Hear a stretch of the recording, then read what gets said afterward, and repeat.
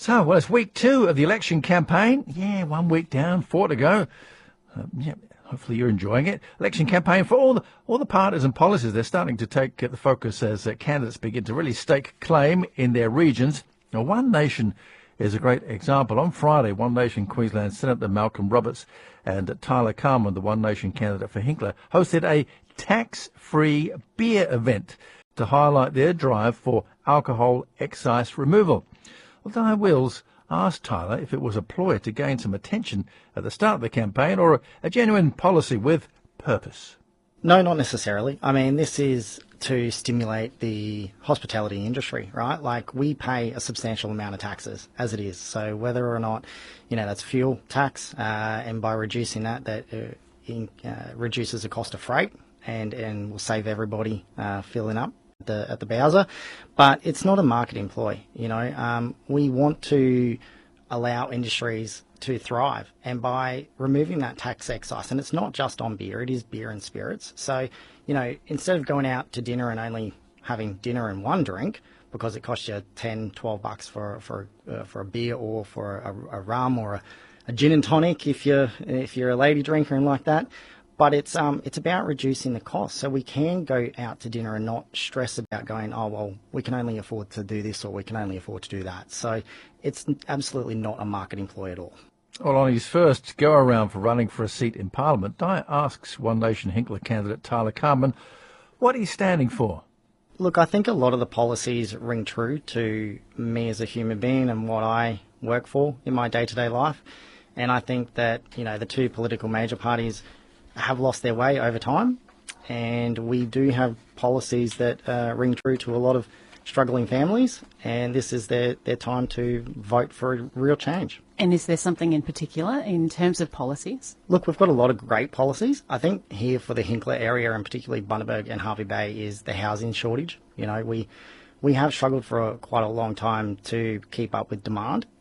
Post-COVID, we had a lot of influx of new people moving to town, and we haven't kept up with demand. So that's something that I want to focus on and allow there to be homes built at a faster rate at a cheaper cost. So that's one of my main focuses, is more housing for the area.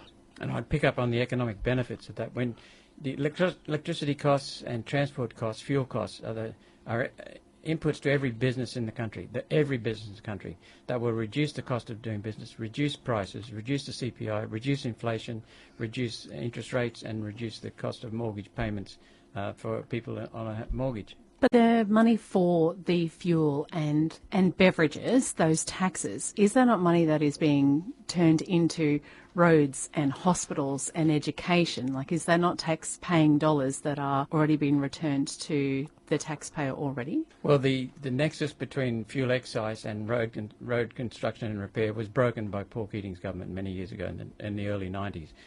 What we've done is we've identified $90 billion of waste and duplication in federal government spending. And that's where we want to take that money and put $40 billion of it back into people's pockets. Tyler, tell me, are you here to push the needle, take over more of the percentage in Hinkler? In 2022, it was just under 9% of the vote, with a swing against One Nation. Are you here to push the needle? Do you want a genuine go at taking the seat of Hinkler into a new direction? Yeah, look, absolutely. I've met with a lot of local business owners and what they stand for and what is happening to them, to the points that Malcolm has just noted. But also, our area has not had the infrastructure that it deserves and needs with the mass immigration that we've had moved to our area. And, and that's not saying overseas immigration, that's just saying people from southern states coming to Bundaberg. We look at the issues that are happening with the hospital. Yes, that's a state government related problem, but that should have been built years and years ago. We need another high school. There's massive swing of students coming to our area and overpopulating our schools. So we do need that, and I have not heard anybody else in the electorate stand up and say we're going to deliver a new high school. We can sit there and sling mud at each other all day long if you want, but I am genuinely here to make a difference and make it easier and cheaper for people to get into the housing market. Regardless of what political party you represent, I think if we can all work together, we as a nation succeed. Okay, so I do absolutely want to push that needle in that right direction, and obviously I want that to be for myself. But more importantly, I just hope people see the light and get behind me and believe in what we are able to push forward. One Nation Hinkler candidate Tyler Carman and Queensland Senator for One Nation Malcolm Roberts speaking with Dire World's Federal Election 2025 on ABCYB.